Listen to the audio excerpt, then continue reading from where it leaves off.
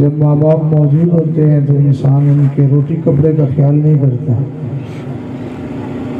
بعد میں پھر دیکھے چڑھا رہا ہوتا ہے۔ ماں باپ جب زندہ ہوتے ہیں تو انسان ان کا کہنا نہیں مانتا، بعد میں گاڑیوں پہ لکھ کے لگایا ہوتا ہے میری ماں کی دعا ہے۔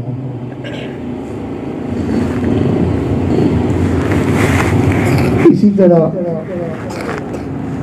دنیا میں اللہ والے موجود ہوتے ہیں تو انسان اللہ والوں کی قدر نہیں کرتا، بعد میں جا کے ان کے مزاروں پہ چادریں چڑھا رہا تھا۔ زندگی میں تو ان کی قدر نہیں کی، اب ان کے جانے کے بعد ان کے مزاروں پہ چکر لگا رہا ہے۔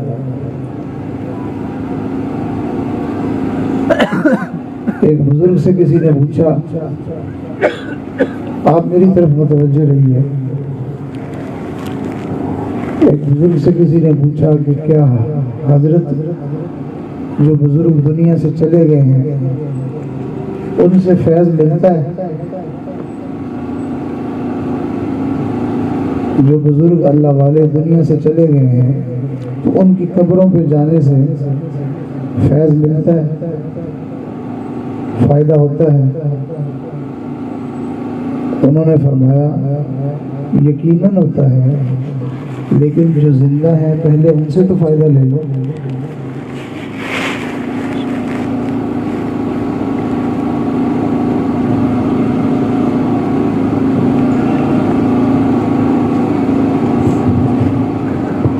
تو انسان کی عادت ہے کہ وہ جو نعمت اس کے پاس موجود ہوتی ہے تو اس کی قدر نہیں کرتا۔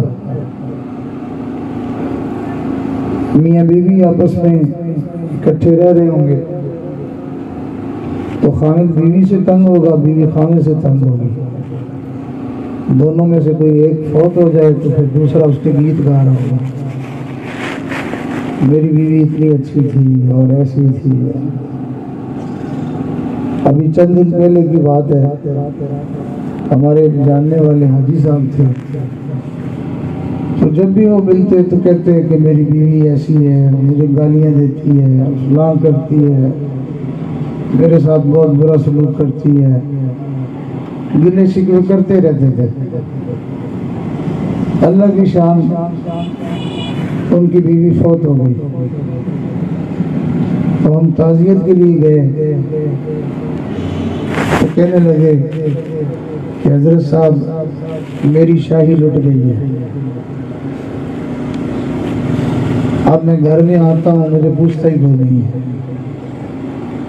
میرے بیٹے ہیں، میری بہویں ہیں، ہر کوئی اپنے اپنے کمرے میں ہے، مجھے پوچھتا ہی کوئی نہیں۔ تو کہتے ہیں نعمت کی قدر آتی ہے جب وہ اس سے چلی جائے۔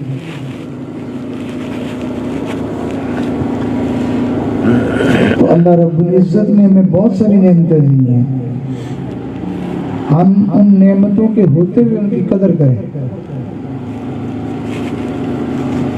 جو نعمت کے ہوتے ہوئے قدر کرتا ہے وہ نعمتوں سے فائدہ اٹھاتا ہے۔ بہرحال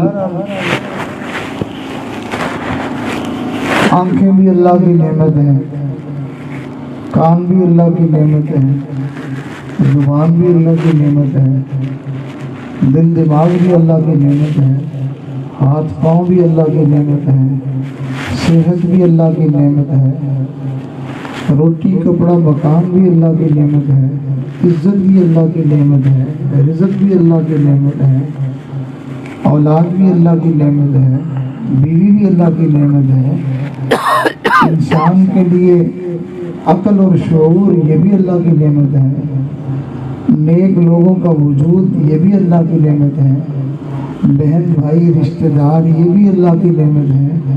بہت ساری نعمتیں ہیں جو اللہ نے اپنے بندوں کو عطا فرمائی ہیں، لیکن جس بندے کو جو کوئی نعمت ملی ہے تمام نعمتوں میں سے سب سے بڑی نعمت یہ ہے کہ انسان اللہ تعالیٰ اس کو ایمان عطا فرما رہا ہے۔ یہ ایمان بہت بڑی دولت ہے۔ اگر یہ ایمان نہ ہو تو انسان ایک ٹکے کا بھی نہیں ہے، اس کی کوئی قدر و قیمت نہیں، کوئی ویلیو نہیں اس کی۔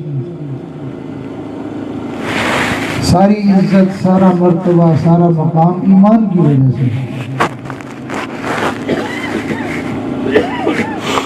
اگر ایمان کے بغیر کوئی قیمت ہے تو پھر آپ کی نظر میں تو فرعون کی بڑی قیمت ہوگی۔ اگر آپ کو کوئی کہہ دے فرعون تو آپ کو کتنا برا لگے گا، غصہ آئے گا نا؟ آپ غصے میں آ جائیں گے تو پوچھے کہ کیا ہوا، آپ کہیں گے اس نے مجھے گالی دی ہے۔ کیا گالی دی ہے؟ مجھے کہتا ہے فرعون۔ تو بھئی فرعون کو گالی تو نہیں ہے، فرعون تو ایک بڑے بادشاہ کا نام ہے۔ کیا وہ بد شکل تھا؟ کیا وہ بے عقل تھا؟ نہیں، کچھ بھی نہیں۔ وہ شکل والا، وہ عقل والا، وہ شاہی والا، وہ بڑی شان شوکت والا، لیکن اتنا ذلیل کیوں ہوا؟ اس کے پاس ایمان نہیں تھا۔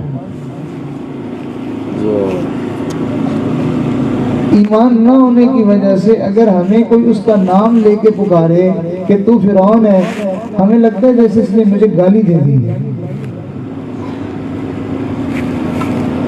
دنیا کی ساری دولتیں اس کے پاس تھی، ایمان نہیں تھا، وہ بے قیمت اور وہ ذلیل نکلا۔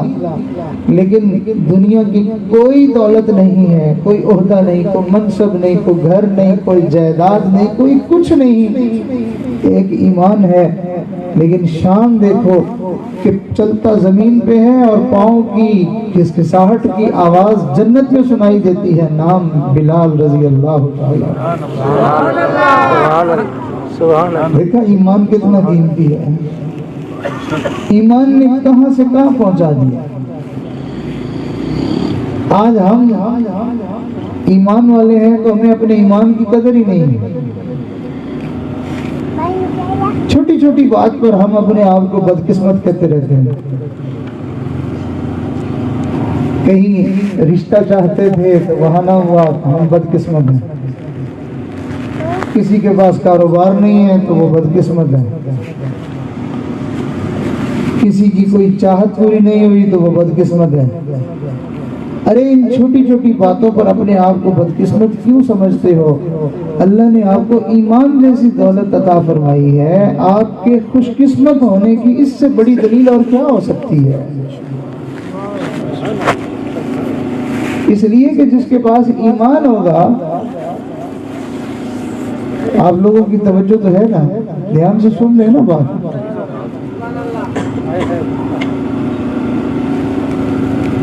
آپ کو شاید مولانا کے اعلان پہ شک ہو جائے گا کہ یہ کہہ رہے تھے حضرت کی طبیعت بہت خراب ہے، یہ تو ٹھیک ٹھاک ہے۔ میں اللہ کے دین کی بات کرتا ہوں، اللہ تعالیٰ مجھے غیب سے طاقت دے دیتے ہیں، ورنہ جو میرے ساتھ ہوتے ہیں ان کو پتا ہوتا ہے میں ایسے ایسے کانپ رہا تھا اور میری حالت خراب تھی۔ اگر آپ دھیان سے سن لیں گے تو میری یہ جو ہے وہ تھکاوٹ، میری بیماری، یہ میری کام آ جائے گی انشاءاللہ۔ ایمان اگر ہے نا، اگر ایمان ہے، 2-4 دن کی بات ہے، 2-4 دن کی بات ہے بس۔ اگر ایمان سلامت رہا 2-4 دن کی بات ہے، یہاں سے جائیں گے اور اللہ اس دنیا سے بھی 10 گنا بڑی جنت کا ہمیں مالک بنا دے گا۔ سبحان اللہ، اتنی بڑی بادشاہت ملنے والی ہے ایمان کی وجہ سے۔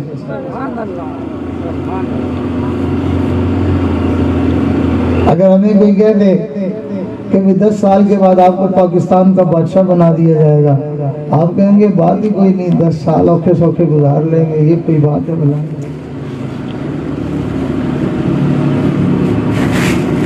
ارے پاکستان تو چھوٹا سا ایک خطہ ہے، اللہ نے پوری کائنات سے بھی 10 گنا، تو یہ وہ میں بات کر رہا ہوں جو سب سے چھوٹا جنتی ہوگا، جو رعایتی پاس ہوگا، نیکی کوئی نہیں ہوگی اس کی، صرف ایمان ہی ایمان ہوگا، نہیں کہ کوئی نہیں ہوگی۔ جہنم میں جل جل جل جل کے تباہ ہو کے تو پھر اس کے بعد اللہ تعالیٰ محض اپنے فضل سے اپنے کرم سے اس کو جو جنت دیں گے تو وہ جنت اس دنیا سے 10 گنا بڑی ہوگی۔ سبحان اللہ۔ یہ ایمان اتنی بڑی دولت ہے۔ آج کا مسلمان ٹکے ٹکے کے پیچھے اپنا ایمان بیچ دیتا ہے، معمولی معمولی بات پر اپنا ایمان جاتا کرتا ہے۔ ہماری نظر میں ایمان کی کوئی قدر و قیمت نہیں ہے۔ بہرحال یہ ایمان اللہ تعالیٰ کی بہت بڑی عطا ہے۔ دنیا کا خوش قسمت انسان ہے وہ جسے اللہ نے ایمان عطا فرمایا ہے۔ تو ہمیں اپنے ایمان والی نعمت کی قدر کرنی چاہیے۔ میں یہ عرض کر رہا تھا کہ انسان نعمت کے ہوتے ہوئے اس کی قدر نہیں کرتا، اور ایمان کی تو ہم بالکل ہی قدر نہیں کرتے ہیں۔ ایک عورت کو دیکھنے کی لذت کی خاطر ہم اپنا ایمان گوا دیتے ہیں۔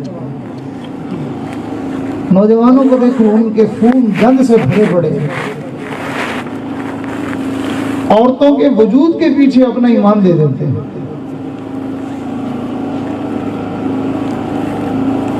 ₹2 کے پیچھے ایمان دے دیتے ہیں، جھوٹ بول دیتے۔ ایمان بڑی قیمتی چیز ہے۔ ہمارے بڑوں نے ایمان بچایا، اپنی جانیں دے دی ہیں۔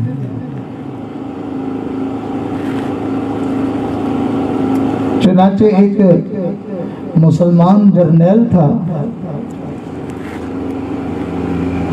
اس کو گرفتار کیا گیا، اور اس کے ساتھ ایک اور اس کا ساتھی تھا۔ تو بادشاہ نے جب اس کا چہرہ، اس کی شکل صورت کو دیکھا نا، تو بادشاہ یہودی تھا، اس نے کہا یہ اتنا ذہین اور اتنا سمجھدار اور اتنا باصلاحیت آدمی ہے، اس کو قتل نہیں کرنا چاہیے۔ اگر یہ میرے دین پر آ جائے تو میں اس کو اپنی فوج کا جو ہے وہ سپہ سالار بنا دوں۔ سبحان اللہ۔ اس نے اس کو بہکانے کی کوشش کی، ورغلانے کی کوشش کی، لیکن وہ تھا کہ وہ کسی قیمت ماننے کے لیے تیار نہیں تھا۔ کئی دن ہو گئے، بادشاہ مسلسل کوشش کر رہا تھا، اس کو آفریں کر رہا تھا، تجھے اتنی بڑی میں عہدہ دے دوں گا، اتنی بڑی جائیداد دے دوں گا، میں تجھے یہ کر دوں گا، لیکن وہ تھا مانتے نہیں تھا۔ اب روز جب وہ آتا تو گھر کے لوگ تو انسان کو پہچان لیتے ہیں نا کہ پریشان ہے، خوش ہے، کیا ہے۔ تو بادشاہ کی ایک جوان العمر بیٹی تھی، اس نے دیکھا کہ میرے والد صاحب کئی دنوں سے پریشان ہیں۔ اس نے کہا ابو جی کیا بات ہے، پریشان ہیں آپ؟ کہنے لگا بیٹی ایک جرنیل ہے مسلمانوں کا، اس کو گرفتار کیا ہے، میں کوشش کر رہا ہوں کہ وہ یہودی بن جائے، لیکن وہ مان نہیں رہا، کسی قیمت نہیں مان رہا۔ اس نے کہا ابو جی اتنی بڑی پریشانی میں آپ ہیں تو اس کو بھلا اپنے مذہب کی طرف مائل کرنا، یہ ادھر متوجہ کرنا، یہ کون سا مشکل کام ہے؟ عورت جو ہے وہ مرد کی مجبوری ہوتی ہے، اگر آپ مجھے اجازت دیں تو میں اس کو بہکا دیتی ہوں، وہ کیوں نہیں بھلا آپ کے مذہب پر آئے گا؟ حیا اور غیرت یہ تو صرف اسلام کا حصہ ہے نا۔ یہودیوں اور عیسائیوں کافروں کو ایمان سے کیا، وہ غیرت اور حیا سے کیا لگے؟ ان کی زندگی تو کتے بلے سے بھی بدتر ہوتی ہے۔ پرلے درجے کے بے حیا اور بے غیرت ہوتے ہیں وہ لوگ۔ خیر بیٹی نے جب یہ آفر کی تو بادشاہ نے کہا ٹھیک ہے۔ اب وہ شہزادی بھی تھی، خوبصورت بھی تھی، من سنور کے تیار ہو گئے، وہ اس مسلمان جرنیل کے پاس گئی۔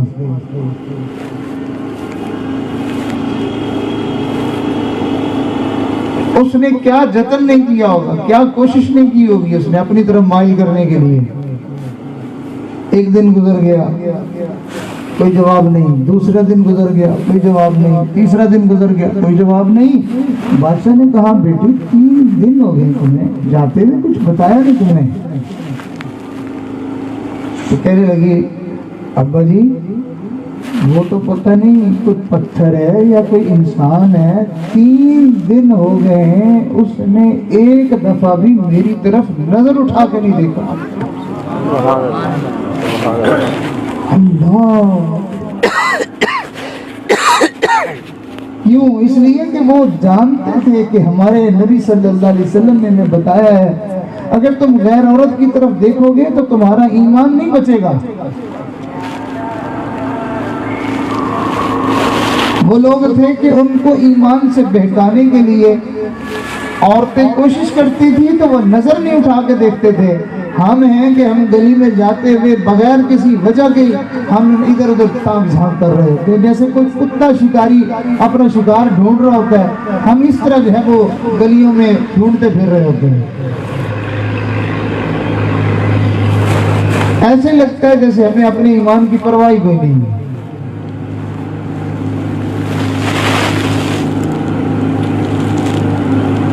تو انسان کے پاس ایمان بہت بڑی دولت ہے. جو اللہ تعالیٰ کی دی ہوئی اس نعمت کی قدر نہیں کرے گا یہ ایمان اس سے چلا جائے گا, یہ ایمان ضائع ہو جائے گا, یہ ایمان دل سے نکل جائے گا, ہمیں پتہ بھی نہیں ہوگا اور ہم بے ایمان ہو چکے ہوں گے. اپنے آپ کو ہم مسلمان سمجھ رہے ہوں گے لیکن پتہ اس وقت چلے گا جب بغیر کلمے کے ہم مر جائیں گے. آج آپ دیکھیں نا کتنے لوگ ہیں جن کو موت کے وقت کلمہ نصیب نہیں ہوتا. کلمہ پڑھوائیں بھی صحیح تو نہیں پڑھتے.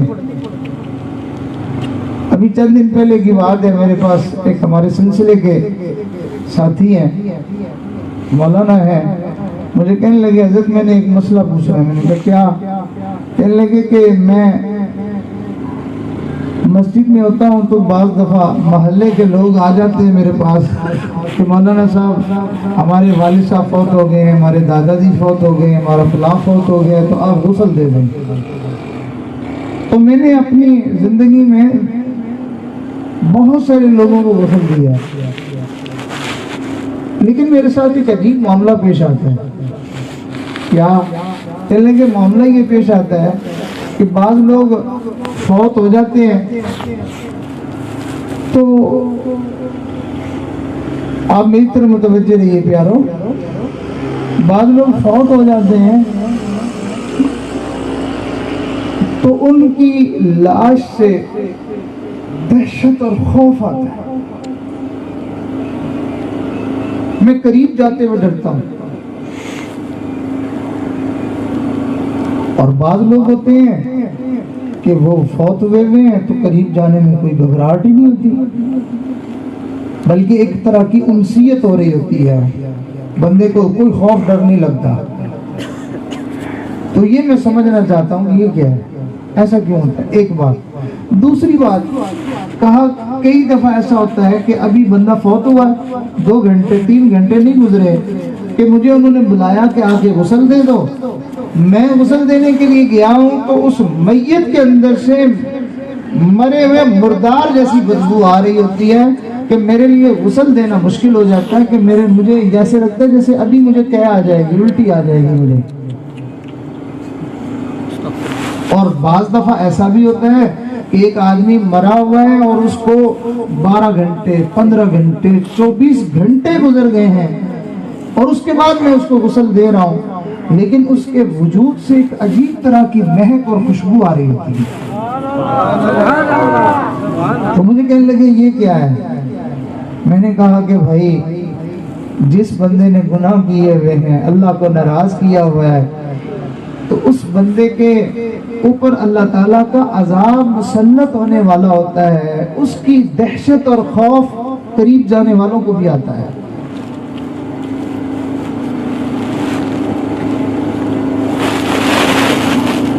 اور یہ جو بدبو ہے یہ اس کے گناہوں کی بدبو ہے. جو آدمی زندگی میں نیکیاں کرتا ہے, جس کا ایمان سلامت ہوتا ہے, اللہ تعالیٰ مرنے کے بعد اس کے وجود سے مہک پیدا کر دیتے ہیں نیکیوں کی، اور بعضے جن کی زندگی میں بہت زیادہ نیکی ہوتی ہے ان کے مرنے کے بعد جب ان کو قبر میں رکھا جاتا ہے تو قبر سے بھی خوشبو آنے لگ جاتی ہے۔ سبحان اللہ، سبحان اللہ۔ اور بعض لوگ جو گناہوں میں پڑے ہوئے ہوتے ہیں تو ان کے مرتے ہی ایک دہشت اور خوف اور ساتھ ساتھ بدبو، یہاں تک کہ بعض دفعہ کسی مرے ہوئے بندے کو قبر تک پہنچانا مصیبت بن جاتا ہے، اتنی بدبو آتی ہے۔ جی ہاں، نبی علیہ الصلوۃ والسلام سراپا نیکی تھے، آپ کے جسم مبارک سے خوشبو آیا کرتی تھی۔ صحابہ فرماتے ہیں اللہ کے نبی صلی اللہ علیہ وسلم سے ہم مصافحہ کرتے تھے تو سارا دن ہمارے ہاتھوں سے خوشبو آتی رہتی تھی، اور اللہ کے نبی جس گلی میں سے گزر جاتے تھے اس گلی میں سے بھی خوشبو آنے لگ جاتی تھی۔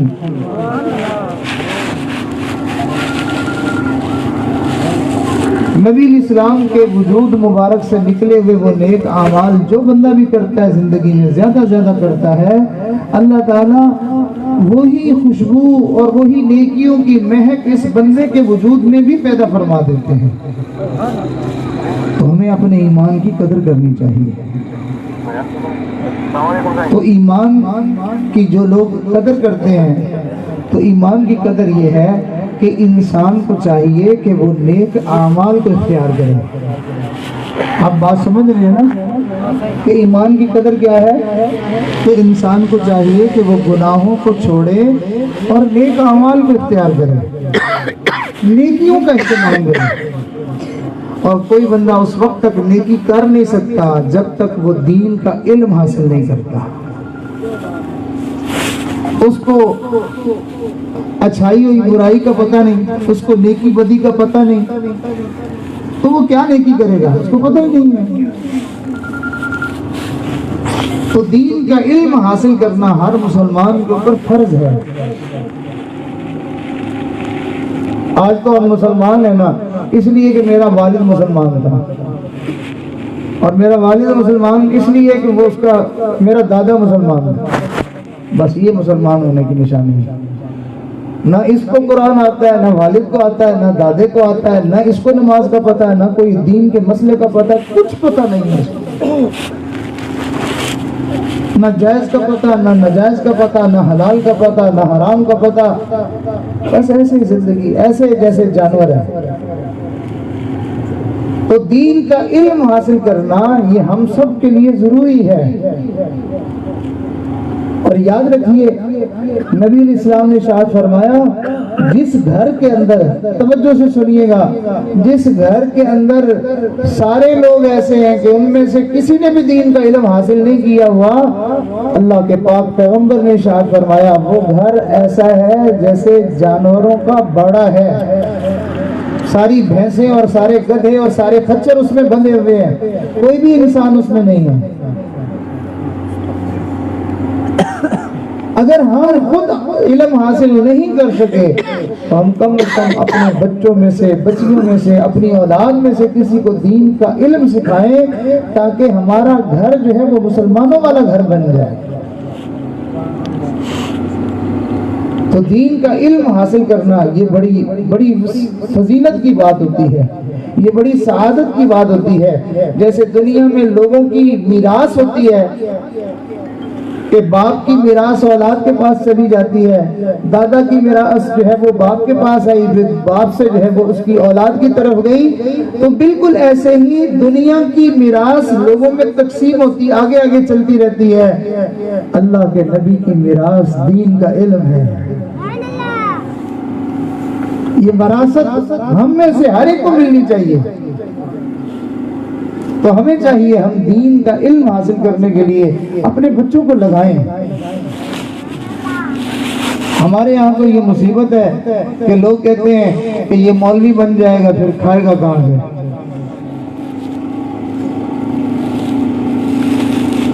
آپ کھائیں گے دکان سے، آپ کھائیں گے دکان سے، آپ کھائیں گے زمین سے، آپ کھائیں گے ملازمت سے، آپ کھائیں گے حکومت سے، اور جو نبی کی میراث کو سینے میں رکھے گا اللہ کھلائے گا اس کو وہاں سے جہاں سے اللہ اپنے انبیاء کو کھلاتے تھے۔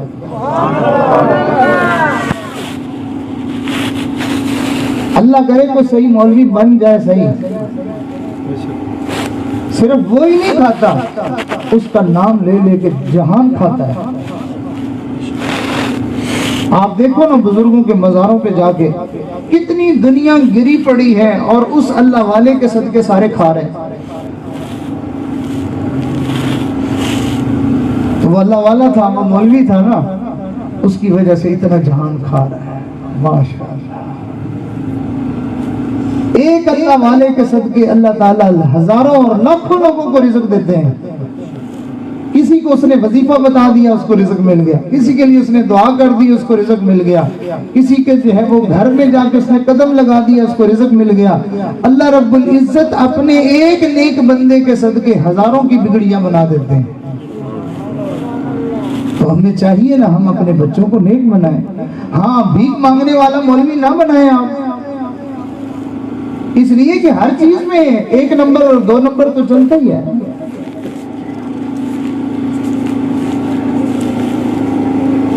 آپ اس کو اچھا مولوی بنائیں، آپ اس کو اللہ والا بنائیں، آپ اس کو نبی کا عاشق بنائیں، بھکاری مولوی نہ بنائیں اس کو کہ جو کھڑا ہو کے اعلان کرتا پھرے کہ بھئی لے آؤ بھئی لے آؤ بھئی لے آؤ، اس نے 2 روپے دے دیے تو اس نے 5 دے دیے تو اس نے ماشاءاللہ بھئی آؤ بھئی، یہ کیا تماشا ہے؟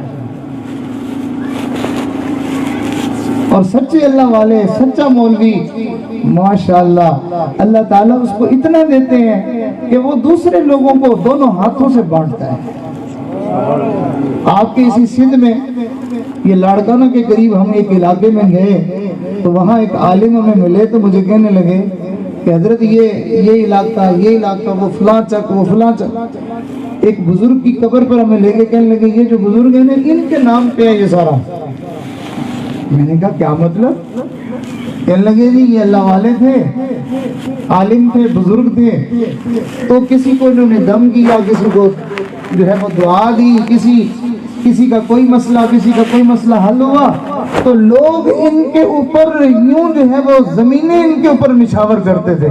حضرت یہ 2 ایکڑ آپ کے، حضرت یہ 1 مربع آپ کا، حضرت یہ اتنی بھینسیں آپ کی۔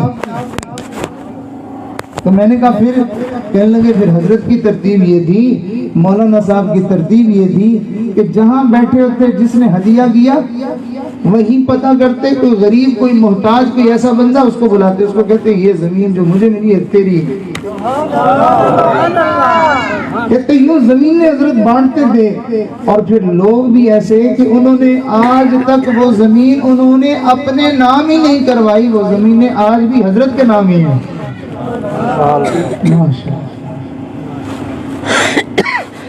تو دین کی وجہ سے اللہ تعالیٰ بندے کو بے حساب عطا فرماتے ہیں۔ یہ دین کے دشمنوں نے یہ جملہ نکالا ہے کہ مولوی بن جائے گا پھر کھائے گا کھائے۔ یہ انگریز بدماش کی یہ چال تھی، اس نے جب چک بانٹے نا، چکو کو چک بنائے اور پھر اس نے جو ہے وہ تقسیم کی ساری ترتیب بنائی، تو وہاں پر اس نے کچھ کام کرنے والے لوگ بھی ترتیب دیے، کوئی نائی ہے تو کوئی موچی ہے تو کوئی فلانا ہے تو کوئی فلانا ہے، تو وہ کمی اور گھٹیا قسم کے جو لوگوں کی ایک ترتیب ہے وہ ان کا ترتیب یہ ہوتی تھی کہ کام کرتے تھے، سال کے بعد ان کو جو ہے وہ کوئی گندم مل جاتی، کسی کے گھر سے کوئی آٹا مل جاتا، کوئی گڑ مل جاتا، تو یوں وہ گزارا چلایا کرتے تھے۔ انگریز بدماش نے دین کے عالموں کے ساتھ بھی یہی ترتیب کر دی۔ اس نے کہا یہ مسجد کا مولوی ہے، بس اس کو مہینے کے بعد سال کے بعد اس کو جو ہے وہ دانے دے دو اور اس کو جو ہے وہ اتنے تھوڑے تھوڑے پیسے دے دو، لہٰذا ہم نے اپنے علماء کو خود ذلیل کیا ہے۔ آج ہم کسی بچے کو کہتے ہیں دین کا علم پڑھو گے، وہ کہتا نہ مولوی نہ پڑھ سا۔ ہمیں چاہیے ہم قرآن کے حافظوں کی عزت کریں، ہم دین کے عالموں کی عزت کریں، اللہ کی قسم کھا کے کہتا ہوں، اگر آپ حافظوں کی، قاریوں کی، علماء کی آپ عزت کریں گے، اس کی وجہ سے اللہ آپ کی عزتوں کو بلند کر دے گا۔ میں ایک واقعہ سنا کے بات کو ختم کر دیتا ہوں۔ آج ہی میں ایک بزرگ ہیں ہمارے، بڑے اللہ والے ہیں، ان کا میں بیان سن رہا تھا تو انہوں نے عجیب بات سنائی۔ کہنے لگے مدینہ منورہ میں جنت البقیع کس کس نے دیکھا ہوا بھائی؟ جنت البقیع کس کس نے دیکھا ہوا؟ اللہ سب کو دکھا دے، اللہ سب کو نصیب فرمائے، جنہوں نے دیکھا ان کو بار بار نصیب کرے، جنہوں نے نہیں دیکھا اللہ ان کو بھی دکھائے۔ ہاں ماشاءاللہ۔ تو جنت البقیع یہ قبرستان ہے، تو نبی علیہ الصلوۃ والسلام کی مسجد مبارک کے قریب ہی ہے یہ۔ تو اب ہر بندے کی یہ تمنا ہوتی ہے کہ مجھے وہاں دفن ہونا نصیب ہو جائے، اور اللہ کے نبی کی فرمان اس کا مفہوم ہے، فرمایا مرنا ہو تو مدینے میں مرنا، موت تو اصل مدینے کی موت ہے۔ قسمت والوں کو اللہ ہم سب کو وہاں کی موت نصیب فرمائے، آمین۔ بہرحال وہاں ہر ایک کی تمنا ہوتی ہے کہ مجھے یہاں دفن کیا جائے۔ وہاں کی حکومت کی طرف سے ترتیب یہ ہے کہ لوگوں کو دفن کیا جاتا ہے، پھر ایک طرف سے وہ شروع کر دیتے ہیں، دوبارہ قبریں کھودتے رہتے ہیں، جس قبر میں سے کوئی ہڈی نکلی، کچھ نکلا تو اس کو اٹھا کے ایک طرف کر دیا اور وہاں نئی میت کو دفن کیا، اور یہ سلسلہ اسی طرح چلتا رہتا ہے۔ ایک دفعہ کیا ہوا کہ ہمارے بزرگ ہیں حضرت مولانا بدر عالم رحمت اللہ علیہ، علماء ان کو جانتے ہیں، بڑے اللہ والے تھے، بڑے عالم تھے، بڑے مولوی تھے۔ تو مدینہ منورہ میں وہ فوت ہوئے، وہیں جنت البقیع میں ان کی قبر بنی۔ اب جب ترتیب کرتے کرتے ان کی قبر کے پاس آئے تو ان کی قبر کو کھولا تو کئی سال گزر چکے تھے، قبر کھولی تو دیکھا تو حضرت کا جسم بالکل صحیح سالم، جسم تو کیا صحیح سالم، حضرت کا جو اوپر کفن تھا وہ بھی بالکل ٹھیک ٹھاک، اور اس سے بھی بڑی مزے کی بات یہ کہ حضرت کی داڑھی ایسے چمک رہی تھی جیسے ابھی تیل لگایا ہے، یعنی بال جھڑنا تو دور کی بات ہے، ان کے بال ایسے چمک رہے تھے جیسے ابھی کسی نے تیل لگایا داڑھی کے اوپر۔ خیر کیا ہوا، قبر بند کر دی، پھر 6 مہینے کے بعد دوبارہ پھر جو ہے وہ قبر کھولی، دیکھا پھر اسی طرح، پھر کچھ عرصہ گزر گیا، پھر دوبارہ قبر کھولی، پھر دیکھا پھر اسی طرح۔ اب انہوں نے حکومت والوں نے، سعودی حکومت نے وہاں نشان لگا دیا کہ بھئی اس قبر کو دوبارہ نہیں کھولا جائے گا۔ اچھا اب کیا ہوا کہ پتہ کیا ان کے گھر والوں سے، ان کے بچوں سے کہ بھئی بڑے بڑے اللہ والے، بڑے بڑے بزرگ، تو آخر ان کا کیا عمل تھا کہ جس کی وجہ سے اللہ تعالیٰ نے ان کو یہ سعادت عطا فرمائی، یہ میں آپ کو سنانا چاہتا ہوں۔ تو انہوں نے کہا کہ جی حضرت ہر وقت اللہ کا قرآن پڑھنے پڑھانے میں، نبی کا فرمان پڑھنے پڑھانے میں وہ تو لگے ہی رہتے تھے، لیکن ایک بات بڑی عجیب تھی کہ جو دوسرے بزرگوں میں ہم نے بہت کم دیکھی ہے۔ کیا فرمایا کہ یہ قرآن شریف کا بہت ادب کرتے تھے، قرآن شریف کا بہت ادب کرتے تھے۔ انہوں نے کہا قرآن شریف کا تو ہر کوئی ادب کرتا ہے، لیکن کہنے لگے نہیں یہ بہت زیادہ کرتے تھے۔ پھر فرمانے لگے نہ تو انہوں نے کبھی قرآن جس طرف پڑھا ہوتا تھا اس طرف پاؤں کیے تھے، بلکہ اگر کوئی قرآن کا حافظ بیٹھا ہوا ہوتا تھا تو یہ اس کی طرف بھی پاؤں نہیں کیا کرتے تھے، کہتے تھے اس کے سینے میں بھی اللہ کا قرآن ہے۔ تو ہم حافظوں کو گالیاں دیتے ہیں، ہم مولویوں کو، علماء کو گالیاں دیتے ہیں، تو ہمارا تو ستیہ ناش ہو جائے گا۔ اگر کسی آدمی کو حافظ کی عزت کی وجہ سے اللہ مرنے کے بعد اس کی جسم کو سلامت رکھے ہوئے ہیں، تو اس کا مطلب یہ ہے کہ جو حافظوں کی، علماء کی جو تذلیل کرے گا، جو ان کے بارے میں زبان چلائے گا، اللہ اس کو جیتے جاگتے تباہ کر دے گا۔ اور یاد رکھنا جو کسی عالم کی قدر نہ کرے، جو کسی حافظ کی قدر نہ کرے، جو کسی دین والے کی قدر نہ کرے، علماء نے لکھا ہے جس نے کسی عالم کی قدر نہ کی اس نے اللہ کی قدر نہیں کی، اور جس نے اللہ کی قدر نہیں کی اللہ تعالیٰ اس کو ذلیل اور رسوا کر دے گا۔ اور جو بندہ کسی عالم کی، حافظ کی، دین والے کی قدر نہیں کرے گا، اس کو پہلا نقصان یہ ہوگا کہ اللہ اس کی نسل میں کوئی دین والا پیدا نہیں کرے گا۔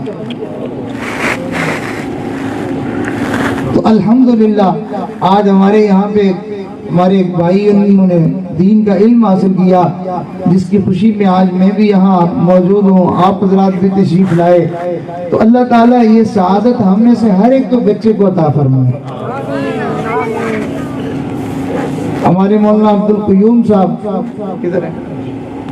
کیا نام ہے بھائی؟ یہ ہے ماشاءاللہ، یہ مولوی عبدالرشید صاحب کیسا خوش قسمت باپ ہے کہ جس نے اپنے بچوں کو عالم بنایا ہے، ماشاءاللہ بڑی قسمت کی بات ہے۔ جو بندہ اپنے بچوں کو عالم بنائے گا وہ دنیا سے چلا بھی جائے گا تو جب تک اس کے بچے دین کا کام کرتے رہیں گے، کسی کو قرآن پڑھائیں گے، کسی کو دین کا کوئی مسئلہ بتائیں گے تو وہ پھر آگے بتائیں گے، وہ آگے بتائیں گے، تو یہ سلسلہ چلتا رہے گا اور یہ سارے کا سارا اجر و ثواب اس کے والد کو پڑے ہوئے قبر میں پہنچتا رہے گا۔ یہ بڑا نفع والا سودا ہے۔ اللہ تعالیٰ یہ ہم میں سے ہر ایک کو نصیب فرمائے، سب کہیں آمین۔ تو ہم ان کی جو ہے وہ حوصلہ افزائی کے لیے اور ان کی عزت اور توقیر کے لیے ہم یہاں جمع ہیں۔ اللہ تعالیٰ سے ہم دعا کرتے ہیں کہ اللہ تعالیٰ مولوی صاحب کے علم میں، عمل میں، نیکی تقوی میں بہت برکتیں نصیب فرمائے، اور ان کو اخلاص کے ساتھ اللہ اپنے دین کی محنت کرنے کی توفیق عطا فرمائے، اور ہم سب کو اللہ تعالیٰ دین والوں کے ساتھ محبتیں نصیب فرمائے۔ نبی علیہ السلام نے ارشاد فرمایا، میری امت کے لوگوں تم عالم بن جاؤ۔ جو ہم نہیں بن سکے اللہ نے ان کو بنا دیا ہے، فرمایا تم عالم بن جاؤ۔ پھر ارشاد فرمایا عالم نہ بن سکو تو طالب علم بن جاؤ۔ پھر ارشاد فرمایا طالب علم نہ بن سکو تو پھر تم ان لوگوں سے محبت کرنے والے بن جاؤ۔ پھر ارشاد فرمایا اس کے علاوہ اپنے اندر کوئی بات پیدا نہ کرنا، یعنی نہ تم عالم ہو، نہ تم طالب علم ہو، نہ تم ان سے محبت کرنے والے ہو بلکہ ان کے مخالف اور دشمن بنے ہوئے ہو۔ نبی علیہ السلام نے ارشاد فرمایا کہ تم اپنے اندر کوئی چوتھی بات پیدا نہ کرنا ورنہ تم ہلاک ہو جاؤ گے۔ تو ہم عالم بھی نہیں ہیں، ہم طالب علم بھی نہیں ہیں، تو چلو ہم ان سے محبت کرنے والے ہیں۔ تو جس کو دیکھے نا یہ قرآن پڑھتا ہے اللہ کے لیے اس سے محبت کریں، جس کو دیکھے نا یہ دین کا عالم ہے اللہ کے لیے اس کی عزت کریں، تو انشاءاللہ اللہ تعالیٰ آپ کی عزت بڑھا دے گا۔ ہم ان کی عزت اس وجہ سے نہیں کر رہے کہ یہ سومرو صاحب ہے، یہ فلانے صاحب، اس وجہ سے نہیں، اس وجہ سے کہ یہ دین کا عالم ہے۔ ہم بیٹھنے میں ان کو ترجیح دیں، ہم چلنے میں ان کو ترجیح دیں، ہم بات کرنے میں ذرا ان کا لحاظ رکھیں، چھوٹی چھوٹی باتوں میں ہم ان کا خیال کریں گے، اللہ تعالیٰ اس کی وجہ سے ہمارے آنے والی نسلوں میں اپنے دین کے عالم پیدا فرما دے گا۔ اللہ رب العزت ہم سب کا یہاں آنا، مل بیٹھنا، کہنا سننا سب اپنی بارگاہ میں قبول فرمائے۔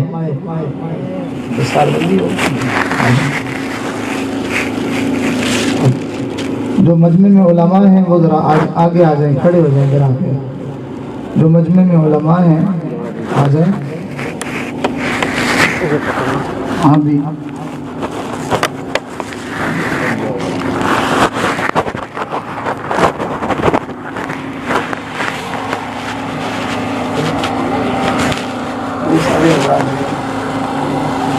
آپ اپنا ہاتھ پھیر لیں ان کی عزت افزائی کے لیے۔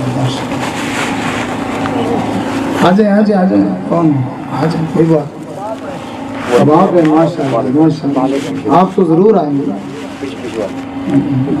ماشاءاللہ اس کو پیار دے دیں، ماشاءاللہ آپ مبارکباد کے مستحق، ماشاءاللہ اللہ آپ کے ان بچوں سے دین کا کام لے لیں، آپ کی آخرت سنوار دے، تشریف رکھیں۔ ہاں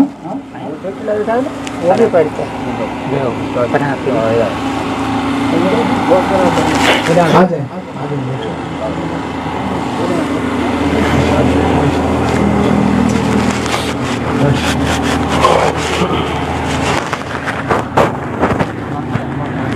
اللہ ان بچوں کو بھی حافظ عالم بنائے ماشاء اللہ. اللہ ہم سب کے بچوں کو قبول فرمائیں گے. سب حضرات اس خوشی کے موقع پر اس سعادت والی گھڑیوں میں ہم اللہ تعالیٰ سے اپنے گناہوں کی معافی مانگیں. اللہ تعالیٰ ہمیں اپنی رحمت سے معاف فرما دے, ہماری مغفرت فرما دے, اور ہمیں اللہ تعالیٰ اپنی نعمتوں کی قدردانی کی اور خاص طور پر ایمان کی, اسلام کی, قرآن کی قدردانی کی توفیق عطا فرمائے. تو سب حضرات توبہ کی نیت فرما لیں. خود وصل میں الحمدللہ وکفا وسلام علی عبادہ الذین اصطفیٰ. اما بعد یہ کلمات پڑھیں. اعوذ باللہ من الشیطان الرجیم. اعوذ باللہ من الشیطان بسم اللہ الرحمن الرحیم. بسم اللہ الرحمن لا الہ الا اللہ. لا الہ سارے دوست پڑھیں, کوئی بھی چپ نہ بیٹھے, سب کا کام بن جائے گا. لا الہ الا اللہ لا الہ الا اللہ محمد الرسول اللہ. محمد رسول اللہ. آمنت باللہ آمنت باللہ وملائکتہ ملائکتہ وکتبہ کتبہ ورسلہ ورسلہ والیوم الآخر یوم الآخر والقدر خیرہ والقدر خیرہ وشرہ وشرہ من اللہ تعالی اللہ تعالی والبعث والبعث بعد الموت. بعد الموت. آمنت باللہ آمنت باللہ کما ہوا باسمائہ بأسمائہ وصفاتہ وصفاتہ وقبلت وقبل جميع جميع أحكامه أحكامه إقرار باللسان إقرار باللسان وتصديق بالقلب. تصديق أشهد أن لا إله أشهد أن لا إله إلا الله إلا الله وأشهد وأشهد أن محمدا أن محمدا عبده عبده ورسوله. ورسوله. أستغفر الله ربي أستغفر الله ربي من كل ذنب من كل وأتوب إليه. أستغفر الله ربي من كل ذنب وأتوب إليه. أستغفر الله ربي من كل ذنب وأتوب إليه برحمتك يا أرحم الراحمين. يا أرحم الراحمين. اللہ تعالی ہم سب کی توبہ کو قبول فرمائے, اور اللہ تعالی ہمیں ایمان کی اور ساری نعمتوں کی اللہ تعالی ہم سب کو قدر کرنے کی توفیق عطا فرمائے. آمین. تھوڑی دیر کے لیے اللہ کا ذکر کر لیں, پھر انشاءاللہ دعا کرتے ہیں. آنکھیں بند کر لیں, سر جھکا لیں, اپنے اللہ کو یاد کرنے میں مصروف ہو جائیں. جو اللہ کو یاد کرتا ہے اللہ تعالیٰ اس کو یاد فرماتے ہیں. فرمایا تم اکیلے مجھے یاد کرو گے, میں بھی اکیلا تمہیں یاد کروں گا. یعنی دل میں یاد کرو گے تو میں بھی تمہیں اپنے جی میں یاد کروں گا, اور اگر تم لوگوں میں یاد کرو گے تو میں تم سے بہتر جماعت فرشتوں میں تمہیں یاد کروں گا. تو سارے دوست جو ہے وہ اللہ کا ذکر کریں گے تو اللہ تعالیٰ کی رحمتیں ہم سب کو نصیب ہوں گی.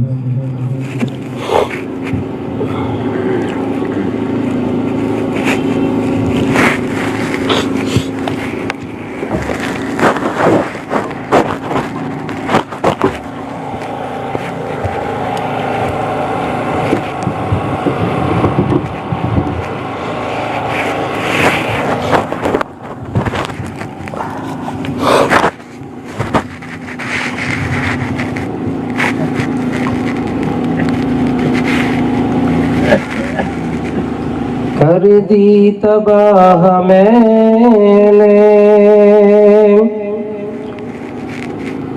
گناہوں میں زندگانی,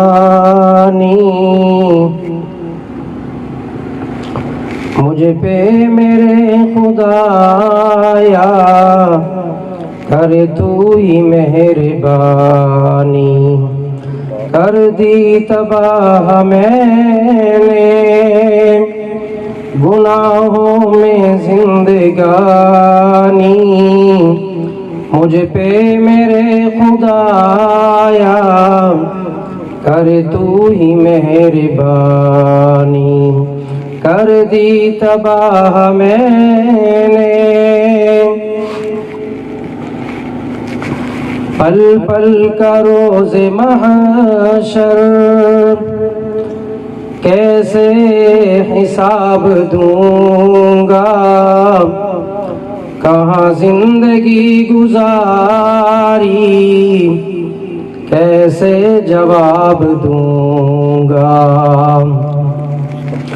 پل پل کا روز محشر کیسے حساب دوں گا، کہاں زندگی گزاری، کیسے جواب دوں گا، دل سوچ کے میرا ہو جاتا ہے پانی پانی، مجھ پہ میرے خدایا کر تو ہی مہربانی، کر دی تباہ میں نے گناہوں میں زندگانی، مجھ پہ میرے خدایا کر تو ہی مہربانی،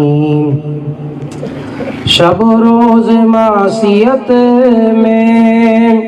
میں نے سیاہ کیے ہیں، تارے بھی کم ہیں جتنے میں نے گناہ کیے ہیں، عاصی ہوں معصیت میں کوئی نہ میرا ثانی، مجھ پہ میرے خدایا کر تو ہی مہربانی، کر دی تباہ میں نے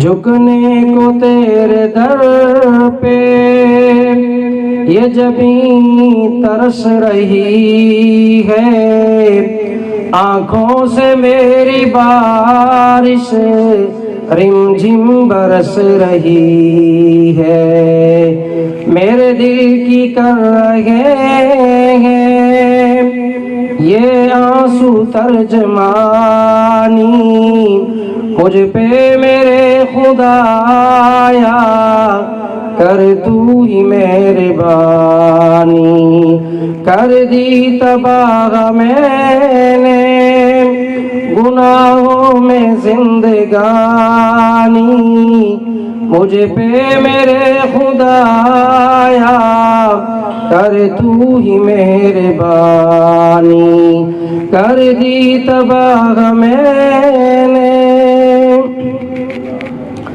اپنے ہی راستے میں، کر لے قبول مجھ کو، اپنا بنا لے یا رب، ہرگز نہ بھول مجھ کو، اپنے ہی راستے میں کر لے قبول مجھ کو، اپنا بنا لے یا رب، ہرگز نہ بھول مجھ کو، دے بخش دو جہاں کی ہم سب کو کامرانی، مجھ پہ میرے خدایا کر تو ہی مہربانی، کر دی تباہ میں نے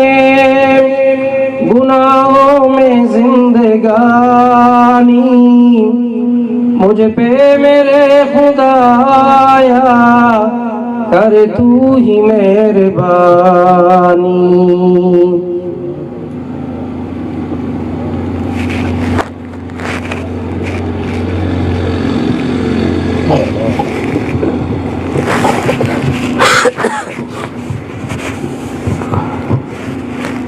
الحمد لله رب العالمين الرحمن الرحيم مالك يوم الدين اللهم صل على سيدنا محمد